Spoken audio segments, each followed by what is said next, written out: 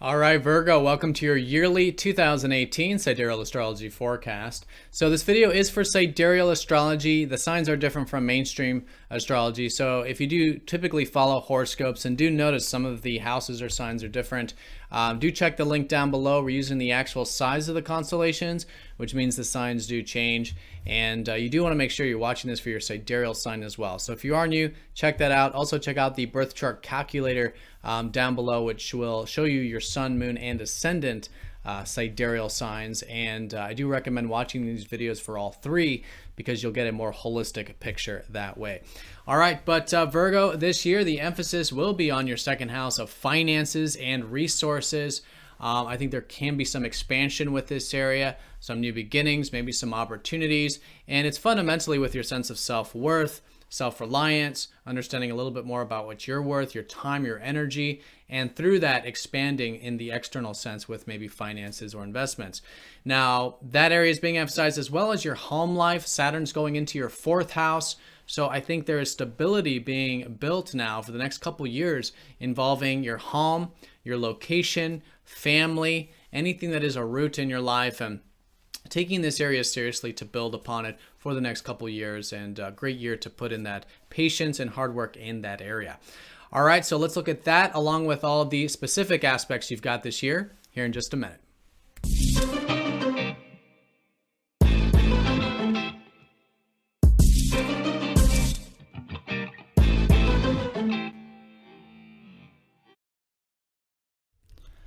All right, Virgo, so here is your chart for 2018. We're looking at the outer planets for the general yearly forecast. There's Jupiter over there in your second house of resources, expanding that area for you.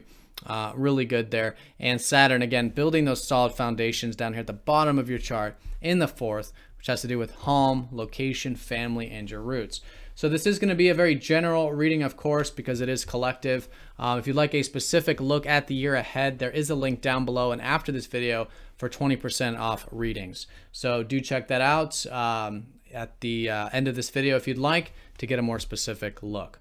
All right, so Virgo, let's have a look here month by month. Starting January 16th, we do have Jupiter sextiling up to Pluto. In fact, Jupiter's got some very good aspects this year we're going to look at, one of which is this sextile to Pluto. So this is linking up those two areas we just talked about. It's linking up the resources with the home. Some of you may be gaining some resources to build those foundations. Some of you may be vice versa, through your home, making some money or something like that. Second house is also about beauty. So some of you beautifying your home or renovating it or something like that. But whatever is this value of yours that you're becoming more aware of with Jupiter in the second, or gaining of more values or more resources, it really is supporting your home and your family life and vice versa. So with Pluto, it has been already this emphasis of probably changes with your home life these past like 10, 11 years. Pluto's been helping you become more non-attached with your home or your location or your family. And even your health too. You know, the fourth house is our body. And so a lot of you may be transformations there, which makes it a great year for building solid health, you know, establishments, you know, connections to your body and building good health structures. But anyways, there's a lot of positive energy with this, but non-attachment I think is good.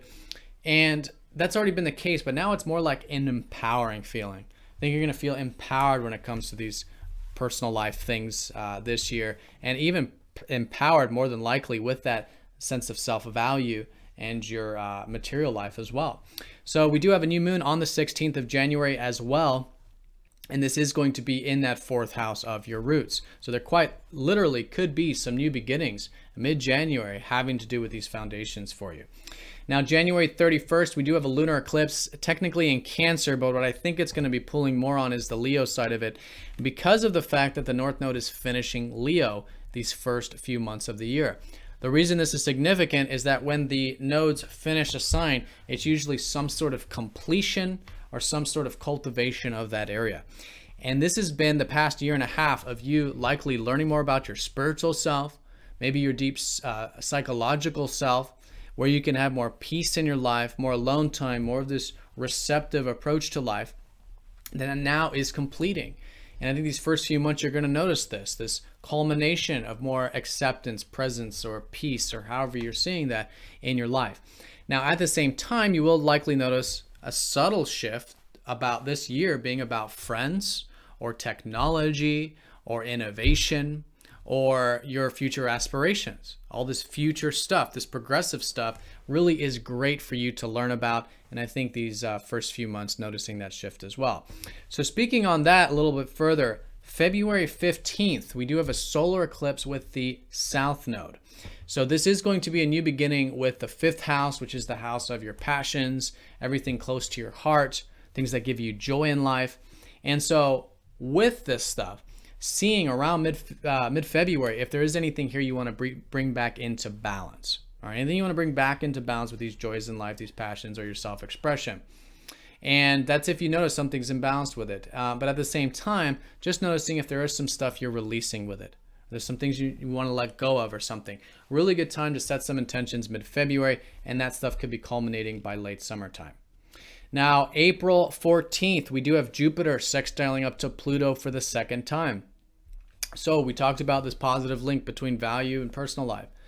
And so if you're not sure as to what that was pertaining to in January, I think you will by April 14th, because it's the second aspect, and usually it becomes more tangible here. So from mid-April through the rest of the year, let's just say it is about developing this culmination, this development of your values, of your home and personal life. And very good opening to do this, very good tangible energy to work with, more clarity with it, and just fantastic for implementation. April 15th, just a day later there, we do have a new moon in Pisces, and this is going to be in your 7th house of relationships, okay? Relationships has been maybe volatile for a lot of you these past 8 years, maybe a lot of themes pertaining to freedom in relationships and the importance of freedom there. So now a new beginning with this, as Uranus finishes the 7th house, we'll be leaving your 7th next year and kind of dipping out of there. We'll talk about this year. But this new beginning about the whole concept of freedom in relationships. You wanting freedom, and or maybe your partner wanting freedom, or if it's not romantic, any other friends or relationships that you feel like needs this dose of freedom. It can be very liberating. So great to set some new intentions with this. And I think you'll notice this stuff culminating over the next 6 months with that, which we'll talk about. May 25th, we have Jupiter trining Neptune. More positive support from Jupiter. And this one's been going on since December of 2017. And this is the positive support between those values that are expanding for you. Again, self-worth, self-reliance, maybe personal income. Very much supporting your work. Okay, your day-to-day work. There's been maybe some uncertainty these past 10 years about your work or your day-to-day. And so now there's positive support where this earth energy is in a trine. You've got the work supporting the finances, let's say, and then maybe the finances supporting the work. Or maybe it's your self-worth supporting the work. Okay, so this really good synergy here can actually give a lot of positive support with these areas. If you didn't notice anything new shaping up in December of last year, I think you definitely will here by May 25th involving these earth houses in a trine. And you're probably just more easygoing, I think, when it comes to your work and daily routine as well. Really good too for health, diet, regimes, things like this. Now, June 28th, we have a full moon in Sagittarius, okay? So all this home stuff we were talking about, how there were some new seeds starting there early in the year, and maybe even since December, actually, December 2017, if you notice some new beginnings with this, home or family or health. Culmination now, June 28th. All right, high point, great time to do a status check with this area. You're going to know some things are working, some things are not. Again, Saturn is still here, still work to do, but it is certainly a culmination and a step in the right direction with that area.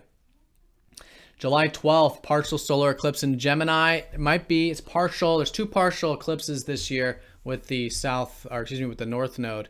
And so they're kind of more minor in that way. But July 12th, you may notice there's some new beginnings with your career.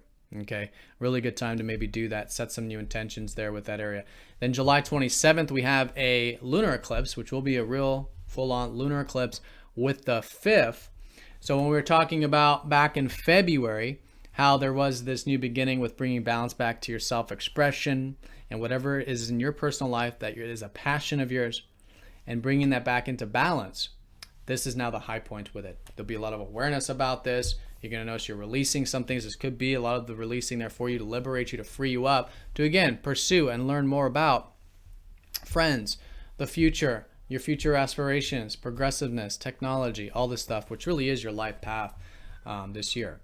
So one thing I want to mention about this July-August time is that Uranus, like I said, it's going to be dipping barely out of your 7th house just for a bit, just these few months of summer or winter if you're in the southern hemisphere. But this sort of little glimpse of what is in store for you next year and for the coming years, which will be about freedom with vulnerability, freedom with getting deeper in life and the freedom that that brings, the freedom of getting deeper in relationships, and a lot of you getting deeper in with relationships with this transition this year, next year, but getting a glimpse. So kind of pay attention to that.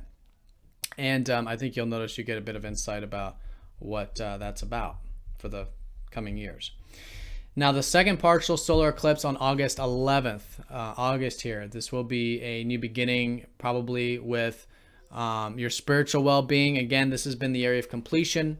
So it's just another step in the right direction with your spiritual well-being and more peace in your life. Now, August, September, October, these are culminating months this year. In August, we have August 19th, we have Jupiter trining Neptune for the last time. So this is now the final culmination involving the resources and the work stuff we talked about. Okay, the day-to-day with the values. And so this could be solidifying some things for you with this. September 12th, also solidifying the values again. Resources, finances, things like this, because we have the last Jupiter sextile Pluto. And this will also be on some level solidifying some of those things involving your home, your location. Again, more steps in the right direction with this stuff. October 24th, we have a full moon, a completion with that Uranus energy. And that's going to be involving those relationships. So it'll be a high point now of this now implementation of more freedom in your relationships, more awareness of the importance of this, taking you into the coming months after that. Now, November, we have Jupiter going into Scorpio, leaving Libra, okay? So for the last couple months of this year and for going into 2019, you've got more of an emphasis here on learning, sharing, communication, exchanging with others, all this tangible, practical, mental, communicative stuff expanding for you. Some of you might be starting a new course. Some of you might be starting a new business. Some of you starting some more things with communication in your life. Really good to be cultivating that area. In fact, December 7th, we do have a new moon here. So there could literally be some new beginnings at the end of the year involving that third house. All right, so Virgo, have a fantastic year. I hope this video was helpful for you. If you'd like that specific look, be sure to check out the 20% discount on this page. But I wish you the very best year. Thank you for watching. Thank you for all of your support. And I'll see you all very soon for the next forecast.